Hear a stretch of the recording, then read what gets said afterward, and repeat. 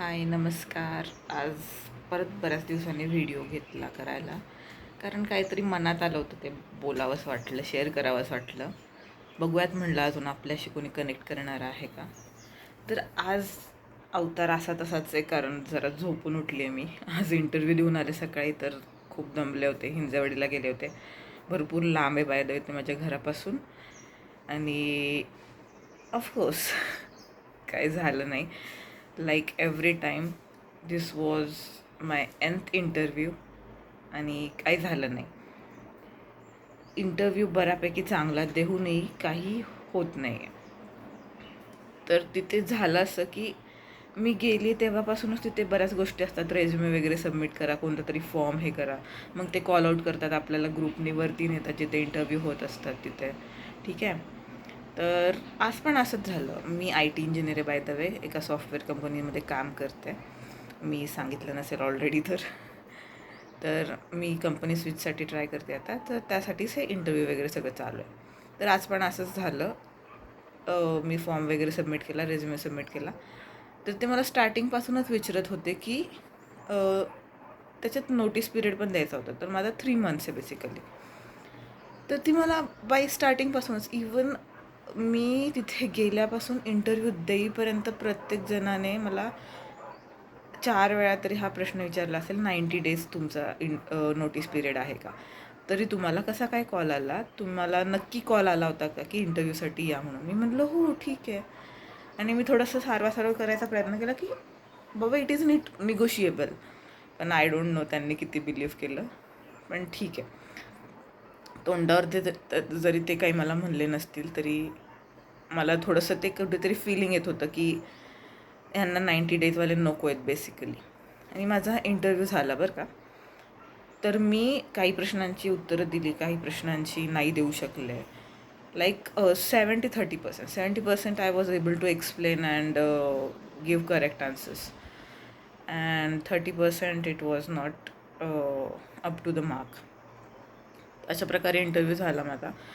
आणि ते इंटरव्ह्यू घेणारे पण खूप सपोर्टिव्ह असतात यार. काही कळत नाही की त्यांना नक्की आपण कॅन्डिडेट भावतोय, उत्तरांनी ते इम्प्रेस होत आहेत काय न्यूट्रल असतात खूप, काहीच अंदाज येत नाही. पण आपण असतो ना की आपल्या पार्टनी मीन्स आपण कसं केलं त्यावर आपलं काय म्हणतो आपण, आपल्या स्वतःबद्दलचं जजमेंट ठरवतो. तर आय वॉज व्हेरी हॅपी की मी छान इंटरव्ह्यू दिला आहे. आणि आत्तापर्यंत मी खरं सांगते बरेच इंटरव्ह्यू दिलेत, त्यात मी सुधारत गेले खूप जास्त. आणि I was happy with myself की I gave it my all.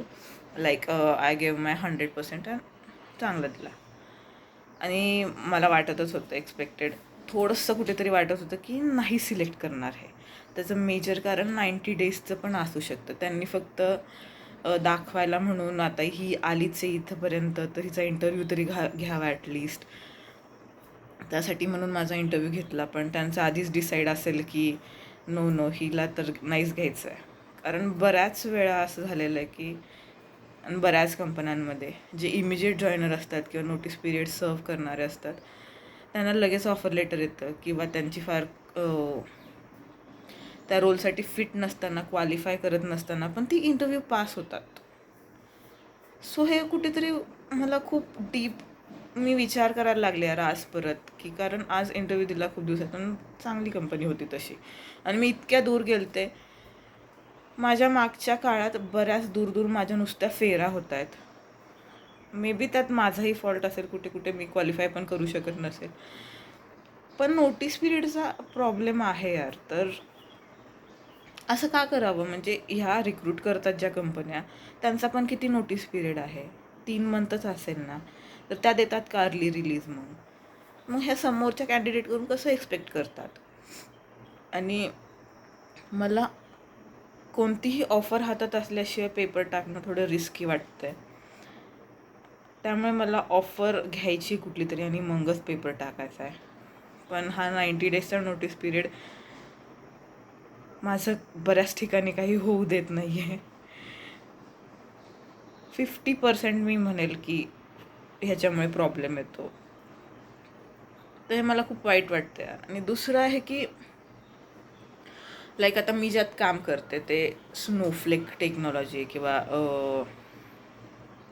त्यात फार डेटा पाईपलाईनचा असा संबंध येत नाही, कारण आमचं जे आहे ते डेटा वेअरहाऊसिंग टेस्टिंग आहे माझं काम, जे पूर्ण ETLच्या लास्ट पार्टमध्ये येतं, की आम्ही ते टेबल्सचं टेस्टिंग करतो ज्या टेबलपासून फायनली ॲट दी एंड क्लायंटसाठी रिपोर्ट जनरेट होतो. ओके. आणि त्यावरून ते बिझनेसचे डिसिजन्स घेतात. आजकाल ते मीन्स काही वर्षांपासून चालू केले ना त्यांनी business analysis, like analysis driven decisions for business. Like telecom असेल तर त्यात कोणते प्रॉडक्ट्स किंवा कोणते पॅक जास्त विकले जात आहेत, कोणत्या लोकेशनमध्ये, कोणता कस्टमर फॅमिलीमध्ये कोणते पॅक जास्त रन होत आहेत, त्यावरून ते बरेच ऑफर्स वगैरे काढत असतात, कस्टमर स्पेसिफिक पण, किंवा एजंटला वगैरे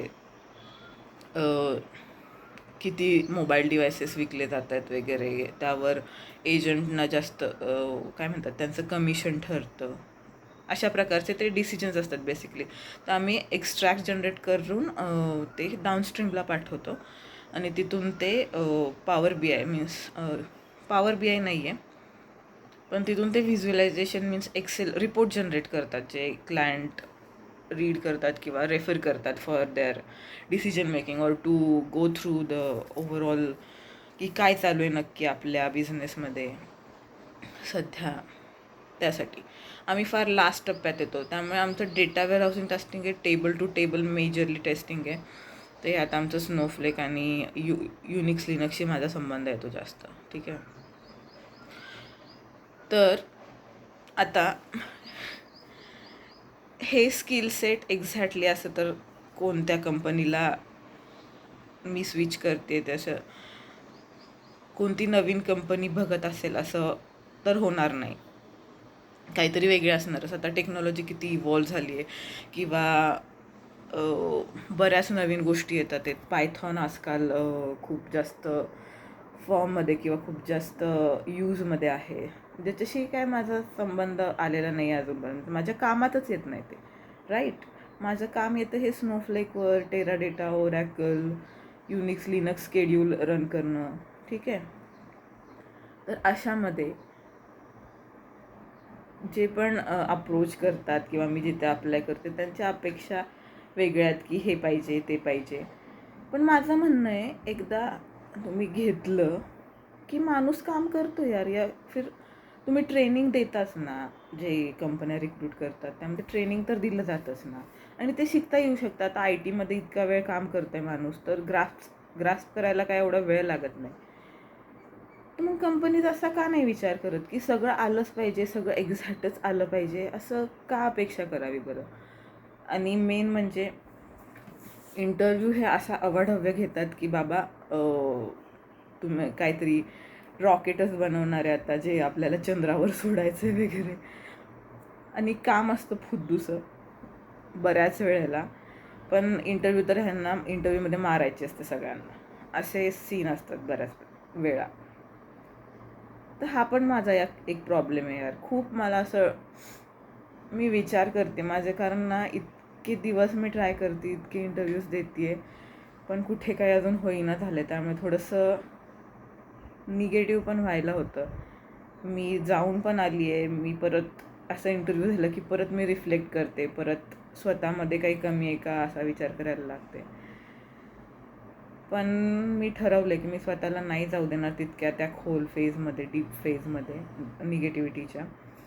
I will try to improve. I am doing good असं मला वाटतं आहे. मी कुठेही कमी पडत नाही आहे, आणि काम माझं कोणी बघेल ना तर they will like be very impressed. But त्यासाठी चान्स तर मिळायला हवा. तर हे 2 माझे इश्यूज आहेत यार. काही स्किल सेट नसेल तरी लोकांनी चान्स द्यायला हवा, की त्यांचं आत्ताची काय टेक्नॉलॉजी त्यामध्ये ते किती पारंगत आहेत ते तुम्ही बघा, किती कॉन्फिडंट आहेत ते बघा. आणि अशा हा विचार केला पाहिजे यार. सिरियसली हे कन्सिडर केले पाहिजेत मुद्दे लोकांनी, रिक्रुटर्सनी, कंपन्यांनी. सो या 2 गोष्टी. नोटीस पिरियड 3 मंथ्सचा तुम्ही नाही एक्सपेक्ट करू शकत की इमिडिएट जॉईनरच पाहिजे. बरेच असतातही, पण जे 3 मंथ्सवाले आहेत नोटीस पिरियड, ज्यांनी अजून टाकला नाही आहे पेपर, त्यांना पण स्विचची इच्छा आहे. त्यांनी काय करायचं मग? त्यांनी असंच नुसतं ट्राय करत राहायचं, रिजेक्ट होऊन घरी येत राहायचं का? जर ते कारण कोणती कंपनी यूज करत असेल तर. आणि another thing is skill set. तुम्ही चान्स तर देऊन बघा यार, तुम्ही ट्रेनिंग द्या. तुम्ही तसं पण काय 1 वर्ष वगैरे प्रोबेशन पिरियड असतो, त्यात तुम्ही डिसाईड करा. पण चान्स ॲटलिस्ट द्या यार. आमच्यासारख्या लोकांनी काय करायचं नाही तर. ह्यावर तुमची काय मतं आहेत? कोणी माझ्यासारखं असं स्ट्रगल करतं आहे का? Please let me know. काही सोल्युशन्स तुम्ही अप्लाय केले असतील किंवा तुम्ही कसं डील करता ह्या गोष्टींशी, मला कमेंट्समध्ये नक्की कळवा. ओके. आणि आपण असंच कनेक्ट करत राहूयात अशा काही सिरियस इश्यूंसाठी लाईफमधील, जे मला तरी सिरियस वाटतं आत्ता, की आहे यार, इम्पॉर्टंट आहे. If you give it a thought, it is important things, important मुद्दे आहेत.